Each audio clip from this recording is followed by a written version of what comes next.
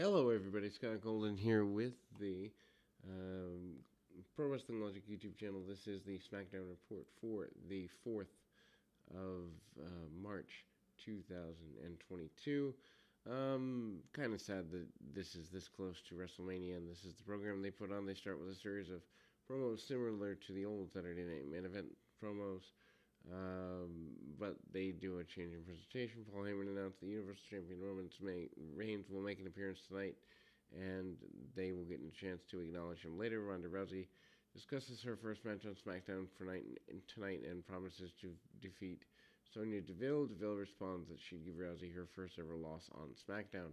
Viking Raiders promised to win the tag team titles. Usos pretended to be afraid, but they vowed to defeat the Raiders. Ricochet praised Sami Zayn, but said he's going to beat him for the title. Zayn mocks Ricochet's high-flying and guaranteed he'd retain the title. Zayn then made his way to the ring. They recap Sami Zayn attacking Johnny Knoxville last week. Ricochet defeats Sami Zayn to win the Intercontinental Championship in 9 minutes 25 seconds. Hot opener, and the fans are into it for the most part. Ricochet rolls up Zayn at the bell, and near fall begins. Then they hit Ricochet hits a standing dropkick, attempts a springboard clothesline. Zayn avoids it. He rocks Ricochet with a clothesline, taking over. Zayn then tries to slow the pace down, but Ricochet fights back, ends up fighting on the apron. Ricochet then goes for super kick, but Zayn catches his leg and hits a half Nelson suplex. Back from the break, Ricochet does a flip into a Rana, but Zayn counters into a sit-up powerbomb for a near fall of his own. Ricochet fights back and hits a moonsault for another close near fall. Follows up with a flying tiger drop for a near fall of his own. Ricochet climbs to the top, but Zayn cuts him off. Zayn is in control, and then Johnny Knoxville's music starts to play. Knoxville walks out. It causes the distraction. Ricochet takes advantage and catches him with a Rana for the win. Of the new Intercontinental Champion is obviously Ricochet, which is cool for him. Just finally getting some recognition anyway. Michael Cole and Pat McAfee discuss the lineup for tonight. Cole turns the attention to the interview with Vince McMahon.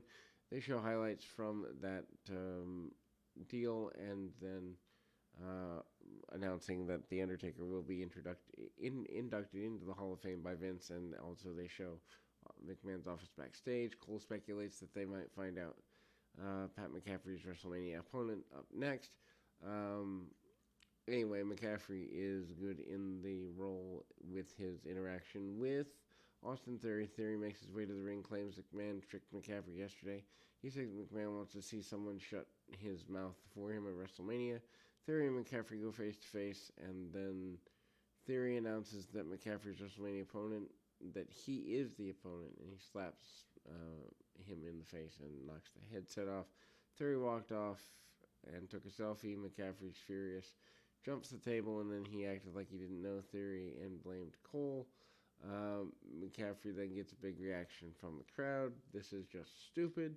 Naomi with Sasha Banks defeats Carmilla with Zelina Vega. 2 minutes 10 seconds. Why have them get dressed for this?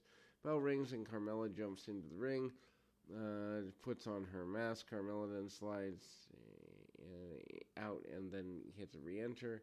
Naomi climbs to the top rope, but Carmilla recovers and cuts her hair off. Carmella slows down the pace, but Naomi fights back, rocks Carmella with a kick to the head and a near fall. Carmella then briefly gains control, but Naomi recovers. Vega then jumps up on the apron, but Banks pulls her off and hits a meteor against the stairs. Naomi then regained control, hits a split-legged moonsault for the win. Happy Corbin and Madcap Moss play poker with a bunch of their friends. Corbin mocks Moss for having weak hand, brags about his accomplishments at WrestleMania. Corbin then comes out, makes fun of Drew McIntyre. Moss does a bad impression. McIntyre is up in the next match. McIntyre and Jinder Mahal have a, I guess, fine enough match. Shanky appears with Jinder Mahal, 207. McIntyre and Mahal have a short enough match here. Mahal then gets a near fall early, slowing the pace down with a chin lock, fights back, belly-to-belly suplex, and takes him over. And a suplex and a neck breaker. Shanky then jumps onto the apron, but McIntyre knocked him off. Mahal then gets to take advantage and goes for the Callus, and then McIntyre comes back with the Glasgow kiss and then hits a Claymore kick for the win. Post-match, Caleb Braxton interviews McIntyre in the ring. Says he's not worried about Corbin and Moss. Promises to end Happy Corbin's undefeated streak at Mania. Corbin, Moss, and his friends watch from the back. They also recap the contract signing of Reigns and Lesnar last week. Rick Boogs and Shinsuke Nakamura started to make their entrance when the Usos attacked them. They beat them down and posed. Cole and McCaffrey are confused. They didn't understand why the Usos would do this. Reigns' music hits. Usos slowly make their way to the ring. Roman Reigns segment. Reigns gives a pretty strong promo. Reigns gets a mixed reaction at first. Reigns notes that he defends the title tomorrow at Madison Square Garden, and as does Lesnar. Reigns promises to defeat whoever stands in his way. Reigns claims some people don't even want Lesnar to make it to WrestleMania. He added that he wants Lesnar to make it to Dallas to hand him the WWF title, or WWE title. Wondered if they should give the fans a spoiler tonight. Reigns then promises to beat Lesnar at WrestleMania 38 and hold the Universal and WWE titles over his head. As $5 million worth of fireworks go off, he guarantees that Lesnar would acknowledge him. SmackDown Tag Champs, the Usos and the Viking Raiders up next, 8 minutes 21 seconds. Good fast-paced match here. Eric throws the Usos out of the ring. Ivar hits a cannonball off the apron. Ivar then hits a flying splash on Jimmy for a near fall. The Viking Raiders then go off the Viking Experience, but Jay makes the save. Heels then take over and isolate Eric on the side of the ring. Usos beat Eric around ringside and then threw him over the barricade. Back from the break, Ivar threw Jay and caught him. And then they hit a springboard kick, German suplex combo. Jay fight back and tagged in Jimmy. He then goes for a splash, but Eric got the knees up. Viking Raiders hit Viking Experience on Jimmy, but Jay breaks up pin attempt. Viking Raiders then go for the springboard German suplex combo again, but Jimmy pulled Ivar out of the ring. Jay and Eric then trade pin attempts. The finish comes when the Usos hit the 10 spot on Eric to retain the tag titles. Biggie with Kofi Kingston versus Sheamus with Rich Holland turns into an angle instead. Not necessarily sure this needed to be here. Biggie and Sheamus face off in the ring. Kofi Kingston jumps the ATV and starts playing New Day Rocks on the trumpet. Sheamus jumps Biggie in the ring and then drives off the ATV to end the segment. During the commercial break, Sheamus and Holland destroy the ATV with a sledgehammer. This was Big E's birthday gift last week. They recap Ricochet beating Sami Zayn and Johnny Knoxville's appearance in the back. Caleb Braxton interviews Knoxville. Knoxville notes that he's putting his body through crazy situations isn't something he's unfamiliar with. Happy Corbin and friends are playing poker. Drew McIntyre enters and puts the sword through the dartboard.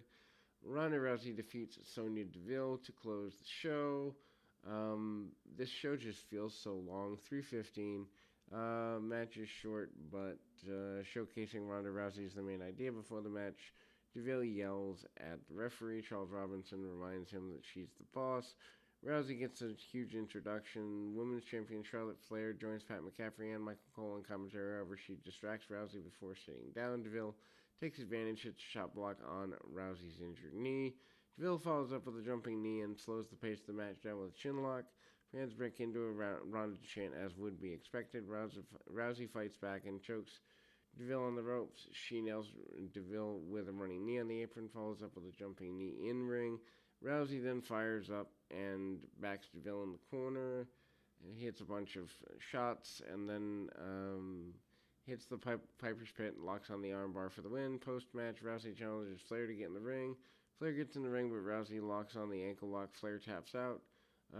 Flair claimed that Rousey is a one-trick pony because she only has the armbar submission. Cole noted the ankle lock proved that Rousey has more than one submission. That will close us off, and I mean, to get through SmackDown in less than 10 minutes. Pretty big deal. We'll be back with more right after this.